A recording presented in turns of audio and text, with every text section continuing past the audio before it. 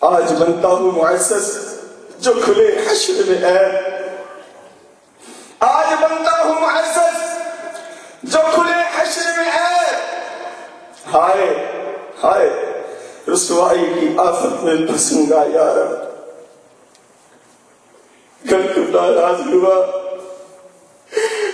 گر تو ناراض ہوا میری ہلاکت ہوگی، گر تو ناراض ہوا میری ہلاکت ہوگی، ہائے میں نارے جہنم میں چلوں گا یا رب۔ ڈنک مچھر کبھی مجھ سے تو سہا جاتا نہیں، ڈنک مچھر کبھی مجھ سے تو سہا جاتا نہیں، قبر میں بچھو کے ڈنک کیسے سہوں گا یا رب۔ عفو کر اور صدا کے لیے راضی ہو جا، عفو کر اور صدا کے لیے راضی ہو جا، یہ کرم نہ کر دے تو جنت میں رہوں گا یا رب۔ ایک بزرگ رحمت اللہ تعالی علیہ فرماتے ہیں ایک بار نصف رات گزر جانے کے بعد میں جنگل کی طرف نکل کھڑا ہوا، راستے میں نے دیکھا کہ 4 آدمی ایک جنازہ اٹھائے جا رہے ہیں۔ میں سمجھا کہ شاید انہوں نے اسے قتل کیا ہے اور لاش ٹھکانے لگانے کے لیے کہیں لے جا رہے ہیں۔ جب وہ میرے نزدیک آئے تو میں نے ہمت کر کے ان سے پوچھا، اللہ عز و جل کا جو حق تم پر ہے اس کو سامنے رکھتے ہوئے میرے سوال کا جواب دو، کیا تم نے اسے خود قتل کیا ہے یا کسی اور نے، اور اب تم اسے ٹھکانے لگانے کے لیے کہاں لے جا رہے ہو؟ انہوں نے جواب دیا، ہم نے نہ تو اسے قتل کیا ہے اور نہ ہی یہ مقتول ہے، بلکہ ہم مزدور ہیں اور اس کی ماں نے ہمیں مزدوری دینی ہے، وہ اس کی قبر کے پاس ہمارا انتظار کر رہی ہے، آؤ تم بھی ہمارے ساتھ آ جاؤ۔ میں تجسس کی وجہ سے ان کے ساتھ ہو لیا۔ ہم قبرستان میں پہنچے تو دیکھا کہ واقعی ایک تازہ کھدی ہوئی قبر کے پاس ایک بوڑھی خاتون کھڑی تھی۔ میں ان کے قریب گیا اور پوچھا، اماں جان آپ اپنے بیٹے کے جنازے کو دن کے وقت یہاں کیوں نہیں لائیں تاکہ اور لوگ بھی اس کے کفن دفن میں شریک ہو جاتے؟ انہوں نے کہا، یہ جنازہ میرے لختے جگر کا ہے، میرا یہ بیٹا بڑا شرابی اور گناہگار تھا، ہر وقت شراب کے نشے اور گناہ کی دلدل میں غرق رہتا تھا۔ جب اس کی موت کا وقت قریب آیا تو اس نے مجھے بلا کر 3 چیزوں کی وصیت کی۔ نمبر 1، جب میں مر جاؤں تو میری گردن میں رسی ڈال کر گھر کے ارد گرد گھسیٹنا اور لوگوں کو کہنا کہ گناہگاروں اور نافرمانوں کی یہی سزا ہوتی ہے۔ نمبر 2، مجھے رات کے وقت دفن کرنا، کیونکہ دن کے وقت جو بھی میرے جنازے کو دیکھے گا مجھے لال تان کرے گا۔ نمبر 3، جب مجھے قبر میں رکھنے لگو تو میرے ساتھ اپنا ایک سفید بال بھی رکھ دینا، کیونکہ اللہ عز و جل سفید بالوں سے حیا فرماتا ہے، ہو سکتا ہے کہ وہ مجھے اس کی وجہ سے عذاب سے بچا لے۔ جب یہ فوت ہو گیا تو میں نے اس کی پہلی وصیت کے مطابق جب اس کے گلے میں رسی ڈالی اور اس سے گھسیٹنے لگی تو حاطف غیبی سے آواز آئی، اے بڑھیا اسے یوں مت گھسیٹو۔ اللہ عز و جل نے اسے اپنے گناہوں پر شرمندگی یعنی توبہ کی وجہ سے معاف فرما دیا ہے۔ جب میں نے اس بوڑھی عورت کی یہ بات سنی تو میں اس جنازے کے پاس گیا، اس پر نماز جنازہ پڑھی، پھر اسے قبر میں دفن کر دیا۔ میں نے اس کی بوڑھی ماں کے سر کا ایک سفید بال بھی اس کے ساتھ قبر میں رکھ دیا۔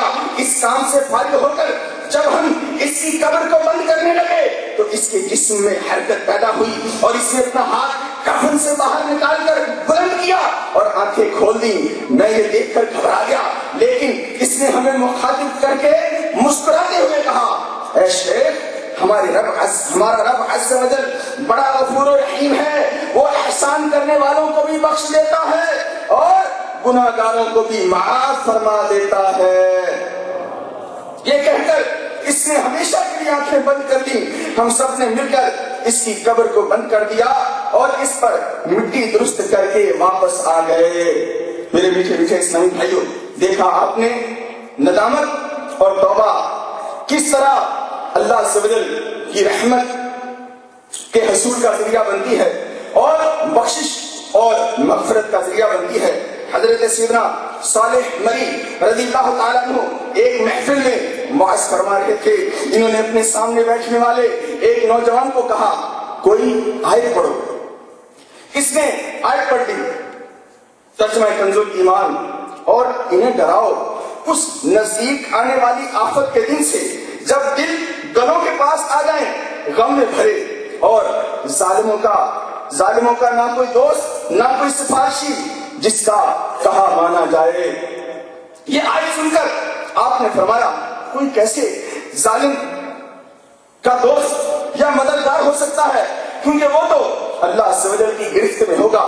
بے شک تم سرکشی کرنے والے گناہگاروں کو دیکھو گے کہ انہیں زنجیروں میں جکڑ کر جہنم کی طرف لے جایا جا رہا ہوگا، اور وہ برہنہ پاؤں ہوں گے، ان کے جسم بوجھل، چہرے سیاہ اور آنکھیں خوف سے نیلی ہوں گی۔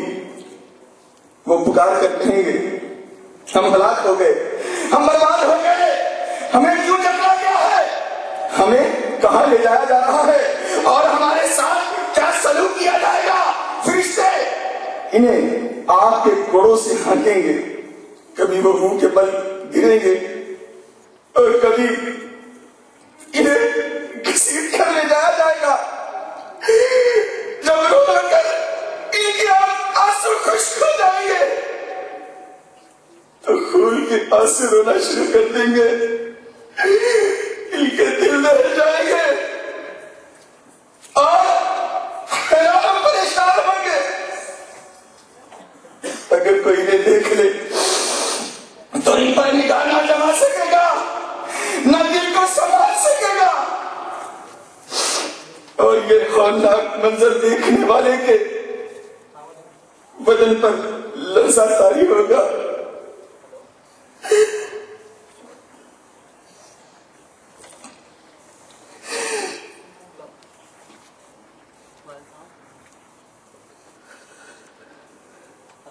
یہ کہنے کے بعد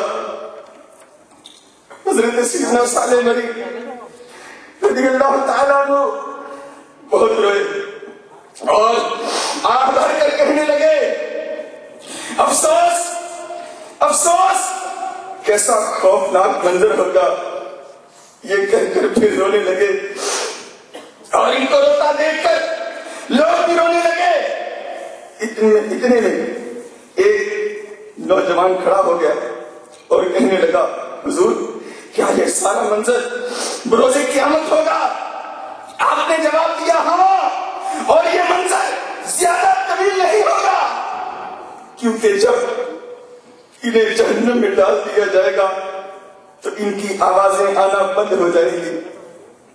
یہ سن کر نوجوان نے ایک چیخ ماری اور کہا افسوس افسوس، میں نے اپنی زندگی غفلت میں گزار دی، افسوس میں کوتاہیوں کا شکار رہا، افسوس میں اپنے پروردگار عز و جل کی اطاعت میں سستی کرتا رہا،